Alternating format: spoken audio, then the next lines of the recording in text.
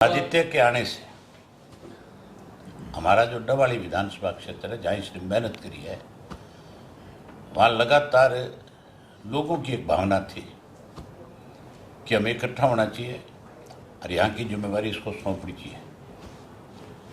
मैंने इसके लिए सर्वे कराया था और लोगों की भावनाएं जो थी, जो कार्यकर्ताओं से बात होती थी, हमने उसको आगे बढ़ाया। आज इंडियन नेशनल लोकदल पार्टी की 5 सीटें सरसा की कंफर्म हुई।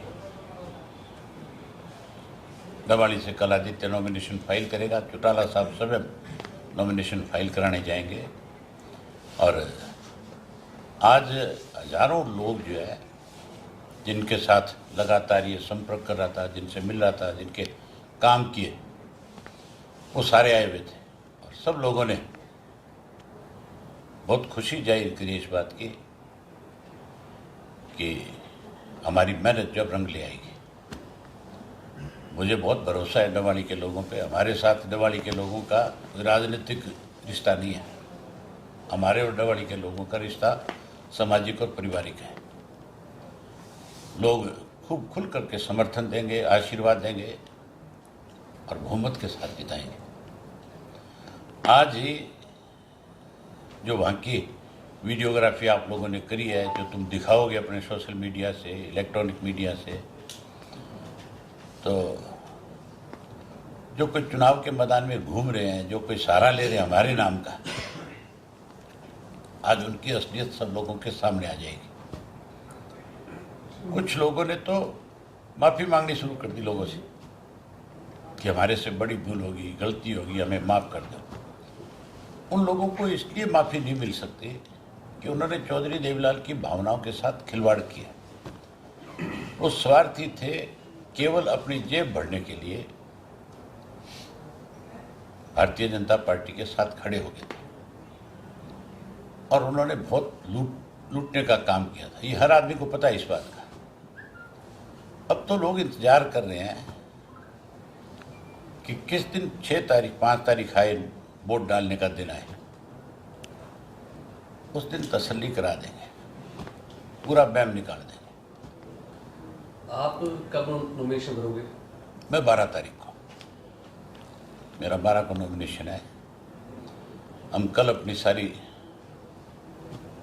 सीटों का डिसाइड कर देंगे कि कौन कौन कहाँ से चुनाव लड़ेगा। कल हम और बहुजन समाज पार्टी के लोग संयुक्त रूप से लिस्ट जारी करेंगे। डवाली में घूमने चर्चा चल रही है कि बड़े चौटाला साहब ने वायदा किया था कि आदित्य को विधानसभा में भेजेंगे, तो समय आ गया, वादा पूरा कर दिया कि नहीं कर दिया? चौटाला साहब और चौधरी देवीलाल ने जिस किसी से वायदा किया उसको उन्होंने पूरा किया। उन्होंने किसी को लारा नहीं दिया। ये मान के चलो, जिस आदमी में संघर्ष का मादा होगा उसको विधानसभा लोकसभा में जाने से कोई नहीं रोक सकता। मुझे रोकने के लिए बहुत प्रयास हुए थे। सारा देश आकर के मेरे खिलाफ खड़ा हो गया था, सारी मशीनरी मेरे खिलाफ थी सरकारी, सैकड़ों करोड़ रुपया खर्च किया गया था, नहीं रुका ना। तो जो संघर्ष करते हैं, जो लोगों का विश्वास जीतते हैं, उन्हें आगे बढ़ने से कोई नहीं रोक सकता। ये ठीक है, रुकावटें पैदा कर सकते हैं, समय लग सकता है, लेकिन एक दिन मंजिल जरूर हासिल होती है। एक अभी जी दिग्विजय चौटाला का बयान था डवाली हल्के को लेकर, अगर चौटाला साहब यहाँ से नॉमिनेशन फाइल करते हैं तो वो क्विट कर देंगे। क्या कहेंगे और क्या कहेंगे? उनसे ये पूछो कि तुम कहते हो कि वो चुनाव लड़े तो हम यहाँ से विड्रा कर देंगे। तुमने एक दिन जा कर के उनसे पूछा आपकी तबीयत कैसी है? ये बड़े हरामजादे लोग हैं, ये सबसे बड़े झूठे हैं, मक्कार हैं, ये हमारे गद्दार हैं। इनके लिए कोई जगह नहीं है हमारे पास। ये लोगों के बीच में जा कर के झूठ बोलते हैं सारा दिन, सुबह से शाम तक, इनका पेशा है। इनको लोग बहुत तसल्ली कराएंगे। सारा दिन स्वयं झूठ के कोई काम नहीं है। अब कहीं मंदिर में पैसे देते हैं, कहीं गौशाला में जाके पैसे देते हैं। ये कह रहे थे ना जब लोकदल से अलग हुए थे, भी हमें घर से निकाल दिया, हमारा सब कुछ ले लिया। ये पैसे आए कहाँ से इनके पास? खेती तो सिर्फ ही 16 एकड़ की है जमीन, तो ये पैसा आया कहाँ से इनके पास? जब हमने सब कुछ रख लिया इनका, तो आज इनके पास गौशाला में देने को पैसे कहाँ से आए? आज शेड देने को कहाँ से आए? आज मंदिरों में पैसे देने के लिए कहाँ से आए? आज गलियां बनाने के पैसे कहाँ से आए? आज लोगों को पाइप देने के पैसे कहाँ से आए? ये लूट का पैसा है कि नहीं है? इसका हिसाब होगा। 2025 के चेक दिखते हैं जी। हाँ, इसका हिसाब होगा कि नहीं होगा? भाजपा ने तो नहीं किया, हमारा राज बनने के बाद पक्का हिसाब होगा। जिन्होंने लोगों ने इस प्रदेश के अंदर लूट मचाई है, हम बिना भेदभाव के, हम तो विजिलेंस से, पुलिस से, इससे कोई इंक्वायरी नहीं कराएंगे। हम जुडिशरी इंक्वायरी कराएंगे, ताकि कल को कोई हमारे ऊपर ये उंगली ना उठाए कि ये तो परेशान कर रहे हैं। लेकिन जो पैसा इस प्रदेश का जिन्होंने लूटा और खाया, पाई पाई वसूलने का काम करें। सर, लगातार अभी चुनाव प्रचार जारी रहेगा। बड़े नेता हैं, देश के अन्य क्षेत्र से भी हैं, बादल साहब हैं, जिस तरीके से हरियाणा भी काफ़ी रुतबा है। क्या आने वाले समय में इनेलो के लिए बादल साहब भी आएंगे? कल ही मिसेस सुखबीर जो है, जो मेंबर पार्लियामेंट है, हाँ, वो नॉमिनेशन पे आ सकते हैं। उनसे बातचीत हुई है, आज उनका पता लग जाएगा। है? हाँ, आ जाएगा उनका मैसेज। मेरी ख्याल जरूर आएंगे। अगर वो नहीं आ पाए तो उनकी पार्टी का कोई सीनियर लीडर आएगा। हमारा और अकाली दल का समझौता है, और समझौते के साथ साथ हमारे पारिवारिक रिश्ते हैं।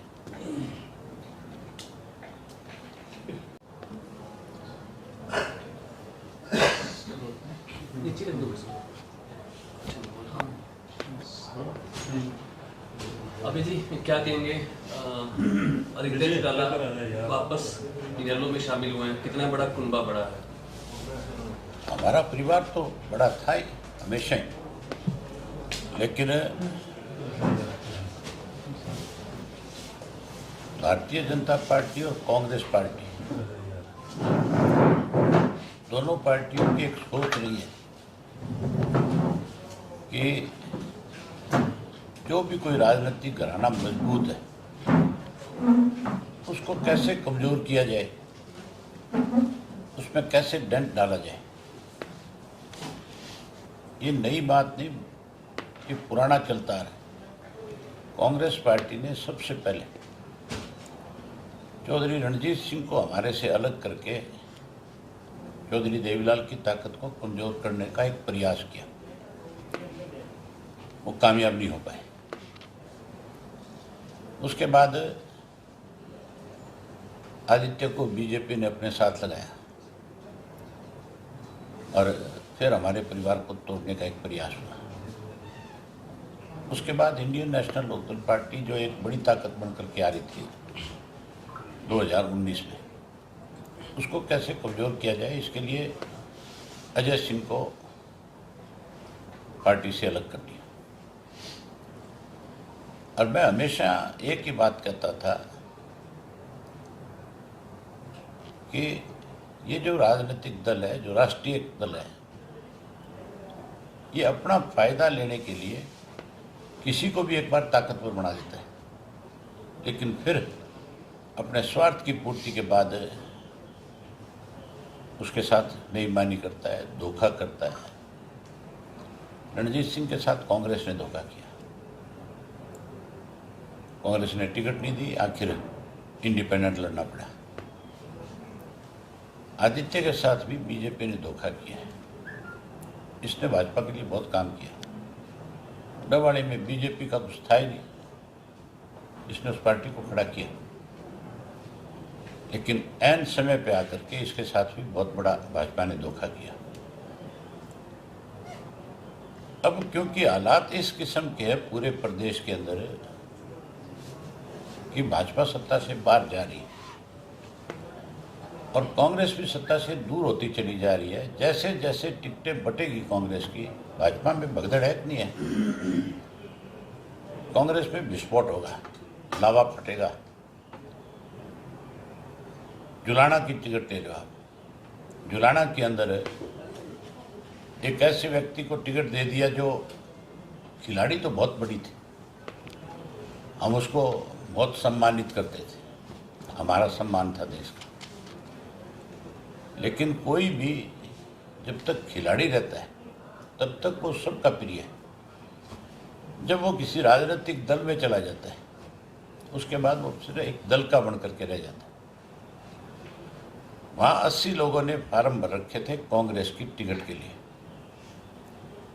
अब उन 80 लोगों ने कल ही जैसे टिकट अनाउंस हुई उसके बाद ये कहा कि हमारे 20-20 हज़ार रुपये वापस करो। आपने उस व्यक्ति को टिकट दे दी जिसने 20,000 का फार्म भी नहीं भरा। टिकट तो दूर गई, हमारे पैसे तो दे दो। ये बड़ी बगावत है कि नहीं है? 80 लोग जिन्होंने फार्म भरे आज वो पैसा मांग रहे हैं और वो हुड्डा के खिलाफ नारेबाजी कर रहे हैं। ये तो एक कॉन्स्टिट्यूंसी है। जब सारियों पे टिकटें बटेगी तब आप देखना इन बाप बेटा को कोई सड़क पे नहीं चलने देगा, इनके कपड़े उतार देंगे लोग। और Indian national Lokdal party, Bahujan Samaj party जो है वो पार्टियां हैं, दोनों राष्ट्रीय हैं। अब स्थानीय मुद्दों का चुनाव है, अब विश्वास का चुनाव है।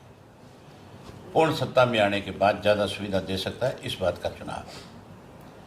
चौधरी देवीलाल जब भी सत्ता मेरे जो वायदा करते थे पूरा करते थे।